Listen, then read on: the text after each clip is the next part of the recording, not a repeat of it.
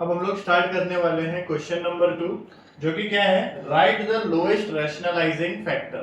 तो पहले इसका मतलब समझो। रैशनलाइजिंग फैक्टर का मतलब क्या हो गया कि आप इस टर्म को राइट ऐसे कौन से नंबर से मल्टीप्लाई करेंगे जिससे क्या हो कि ये इररेशनल नंबर के जगह क्या बन जाए, रैशनल नंबर। और एक और चीज ध्यान में रखना है कि वो जो रैशनल नंबर आप मल्टीप्लाई करोगे राइट, फिर जो भी नंबर से आप इसको मल्टीप्लाई करने वाले हो वो कैसा होना चाहिए, लोएस्ट होना चाहिए। ठीक है, समझ में आया, क्लियर। सो अभी यहाँ पे हम लोग पहला क्वेश्चन क्या देख रहे हैं, 5√2। तो यहाँ पे 5 तो रैशनल नंबर है, √2 क्या है, इररेशनल नंबर। तो मुझे √2 को क्या करना है, इररेशनल से रैशनल में कन्वर्ट करना है। ठीक है, तो मैं इसको क्या करूंगा, 5√2 है, अगर मैं √2 को √2 से मल्टीप्लाई करूं, सो √2 इंटू √2 2 हो गया, एंड देन 5 2 जा 10 हो जाएगा। तो पूरा का पूरा जो टर्म है वो इररेशनल से कैसा बन गया, रैशनल बन गया। क्लियर। तो 5√2 इंटू 2 क्या हो जाएगा, 5 इंटू 2 जो कि होता है कितना, 10। राइट, तो इस इररेशनल नंबर को रैशनल बनाने के लिए मैंने किसका हेल्प लिया या फिर किसको यूज किया, √2 को। राइट, सो सीधा आप क्या लिखोगे, therefore lowest rationalizing factor is equals to √2। समझ में आया, क्लियर है। सेकंड क्वेश्चन क्या है, √24। क्या है, √24। तो 24 और सिंप्लीफाई हो सकता है, यस और नो, राइट। तो 24 को अगर मुझे सिंप्लीफाई करना है तो 24 क्या होएगा, 2 2 जा 4, 4 2 जा 8, एंड देन 8 3 जा 24। तो ये इसके प्राइम फैक्टर आ गए 24 के, 2 इंटू 2 इंटू 2 इंटू 3। क्लियर। अब स्क्वायर रूट है तो ये 2 2 का 1 2 क्या हो जाएगा, बाहर आ जाएगा, और रूट के अंदर क्या बचा, 2 इंटू 3। 2 इंटू 3 क्या होता है, √6। क्लियर। अब ये वर्किंग आप बता भी सकते हो या फिर डायरेक्टली भी लिख सकते हो। जैसे मैं यहाँ पे डायरेक्टली भी लिखता कि √2 is the lowest rational factor, तो भी चलता। क्लियर। अब यहाँ पे सिंप्लीफिकेशन का नीड था तो सबसे पहले हमने सिंप्लीफाई कर दिया, राइट। अब अगर मुझे इसको इररेशनल से रैशनल बनाना है तो मैं किससे मल्टीप्लाई करूंगा, √6 से। क्लियर, समझा। अगर हम डायरेक्ट करते हैं तो डायरेक्ट √24 यूज करना पड़ता है, जो कि लोएस्ट नहीं है। लोएस्ट कौन सा है, √6। तो यहाँ पे भी क्या लिखोगे, देयरफॉर लोएस्ट जो रैशनलाइजिंग फैक्टर है वो कौन सा है, √6। समझ में आया। ये वर्किंग मैंने तुम लोग को एक्सप्लेन करने के लिए बताया कि कैसे इसके हेल्प से ये इररेशनल नंबर रैशनल बन गया। वैसे यहाँ पे 2√6 को जब √6 से मल्टीप्लाई करेंगे तो वो क्या बन जाएगा, रैशनल नंबर। समझा, क्लियर है। लोएस्ट रैशनलाइजिंग फैक्टर कैसे निकालते हैं, चलो चलो नेक्स्ट क्वेश्चन क्या है, थर्ड, √5 - 3। अब मुझे √5 को हटाना है, लेकिन मैं अगर सीधा √5 को मल्टीप्लाई करूंगा इससे तो ये √5 3 के पास आ जाएगा, तो 3√5 बन जाएगा। क्लियर। तो इररेशनल का इररेशनल ही बचेगा। तो यहाँ पे हम लोग को क्या करना है, ऑलरेडी मैंने बताया है कि यहाँ पे आप लोग को डायरेक्टली क्या लिखना है, लोएस्ट जो रैशनलाइजिंग फैक्टर है वो क्या लेना है हम लोग को, इसका कॉन्जुगेट। कॉन्जुगेट का मतलब क्या होता है कि सेम नंबर्स लेने हैं, सेम न्यूमेरिकल वैल्यूज लेनी है, लेकिन साइन चेंज कर देना है किसी का। ठीक है, तो यहाँ पे √5 - 3 है, तो हम लोग इसको चेंज करके क्या लिख देंगे, √5 + 3। क्लियर। अब देखो, जब हम लोग √5 - 3 को √5 + 3 के साथ मल्टीप्लाई करेंगे तो ये a माइनस बी और a प्लस बी हो गया। a minus B, a plus B क्या होता है, a square minus B square. So √5 का स्क्वायर माइनस 3 का स्क्वायर, √5 का स्क्वायर 5, 3 का 9, 5 - 9 -4। तो ये इररेशनल से क्या बन गया, रैशनल। यहाँ पे ये आपको वर्किंग नहीं बताना है क्योंकि यहाँ पे सिर्फ आपको पूछा है लोएस्ट रैशनलाइजिंग फैक्टर, तो आपको सिर्फ वो फैक्टर के बारे में बताना है। ठीक है, समझे। ये मैंने सिर्फ एक्सप्लेन करने के लिए आपको बताया है।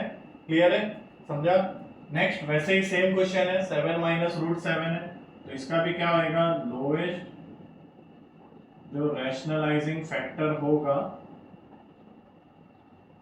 वो क्या हो जाएगा, इक्वल टू क्या हो जाएगा 7 माइनस रूट 7 है तो उसके जगह क्या आ जाएगा 7 प्लस रूट 7। क्लियर है, समझा, डाउट? सो नेक्स्ट क्वेश्चन क्या है, रूट 18 माइनस रूट 50। देखो यहाँ पे इसको सिंप्लीफिकेशन की जरूरत है। रूट 18 क्योंकि और छोटा हो सकता है। रूट 18 क्या होता है, 9 टू ज़ा 18, तो 9 को मैं क्या लिख सकता हूँ 3 इंटू 3 और 2 एज इट इज। वैसे ही 50 क्या होता है 25 टू ज़ा, तो इसको भी क्या लिख सकता हूँ 5 इंटू 5 25 एंड देन 2। तो यहाँ पे 2 3 का क्या हो जाएगा, एक 3 एंड रूट 2। वैसे यहाँ पे क्या हो जाएगा रूट 2 5 का एक 5 और रूट 2। अब ये दोनों जो टर्म है वो लाइक टर्म्स है, क्यों, क्योंकि इसके पास भी रूट 2 है एंड इसके पास भी रूट 2 है, तो ये सबट्रैक्शन आगे होगा। अब 3 और 5 में बड़ा कौन है 5, तो बड़े नंबर का sign that is minus. 5 minus 3 कितना होता है 2, तो ये क्या हो गया 2 रूट 2। क्लियर? तो यहाँ पे जो लोएस्ट रैशनलाइजिंग फैक्टर आया वो क्या आ गया, रूट 2 आ गया, राइट? अगर आप डायरेक्टली रूट 18 प्लस रूट 50 लिख देते तो वो क्या हो जाता, गलत। यहाँ पे क्योंकि इसका सिंप्लीफिकेशन होने के बाद फाइनल में क्या बचा है, रूट 2 बचा है।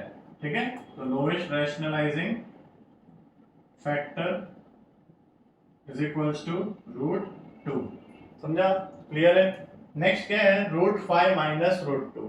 तो यहाँ पे हमें वही रूल यूज करना है, क्यों, क्योंकि रूट 5 और रूट 2 दोनों ही और छोटा और सिंप्लीफाई नहीं हो सकता। तो यहाँ पे डायरेक्ट हम लोग क्या लिखेंगे, lowest rationalising factor is equals to root 5 minus root 2 है, तो इसका क्या हो जाएगा रूट 5 प्लस रूट 2। समझ में आया, क्लियर है? डाउट कि कैसे आपको रैशनलाइजिंग फैक्टर बताना है। तो नेक्स्ट 7th क्वेश्चन क्या है, रूट 13 प्लस 3। तो यहाँ पे फर्दर सिंप्लीफिकेशन नहीं हो सकता, रूट 13 और छोटा नहीं होगा, तो यहाँ पे डायरेक्टली हमें क्या लिखना है, lowest rationalising factor is equals to, सीधा क्या हो जाएगा रूट 13 प्लस 3 का माइनस। समझा?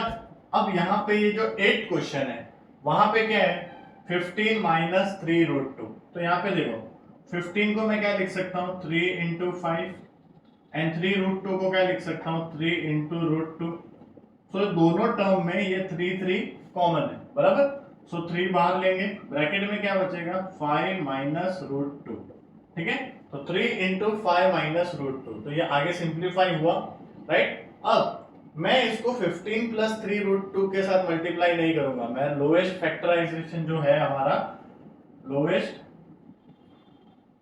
फैक्टराइजेशन नहीं, रैशनलाइजिंग फैक्टर, राइट? जो लोएस्ट रैशनलाइजिंग फैक्टर है वो आफ्टर सिंप्लीफिकेशन हमारा क्या बन जाएगा 5 माइनस रूट 2 की जगह क्या हो जाएगा 5 प्लस रूट 2।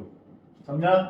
क्या क्लियर है कि अगर कुछ कॉमन टर्म है तो हमें पहले उनको फैक्टराइज करके उनके फैक्टर्स निकाल के फिर उसमें जो स्मॉलेस्ट हमारा जो इररेशनल पार्ट है उसको रैशनल बनाने के लिए किससे मल्टीप्लाई करेंगे, उसके कॉन्जुगेट से। समझ में आया, clear? So next last question, question number 2 का, जो कि क्या है 3 रूट 2 प्लस 2 रूट 3। तो यहाँ पे नंबर देख के डरना नहीं है, वापस सेम चीज ही करना है हमें कि यहाँ पे और हम लोग रूट 2 और रूट 3 को सिंप्लीफाई नहीं कर सकते, ना ही इनमें कुछ कॉमन है 3 और 2 में। क्लियर? तो यहाँ पे डायरेक्टली आपको क्या लिखना है, लोएस्ट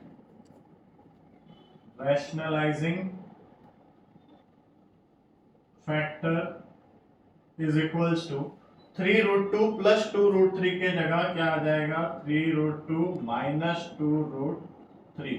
ये आपका क्या हो गया लोएस्ट रैशनलाइजिंग फैक्टर। समझ में आया, क्लियर है कि कैसे लोएस्ट रैशनलाइजिंग फैक्टर हमें पहचानना है, कैसे आइडेंटिफाई करना है। क्लियर? क्योंकि आगे का जो एक्सरसाइज है वो पूरा इसी पे बेस्ड है। आपको सबसे पहले रैशनलाइजिंग फैक्टर पहचानना है और उसके बाद आपको पूरा सम सिंप्लीफाई करना है। क्लियर है, समझा? Any doubt?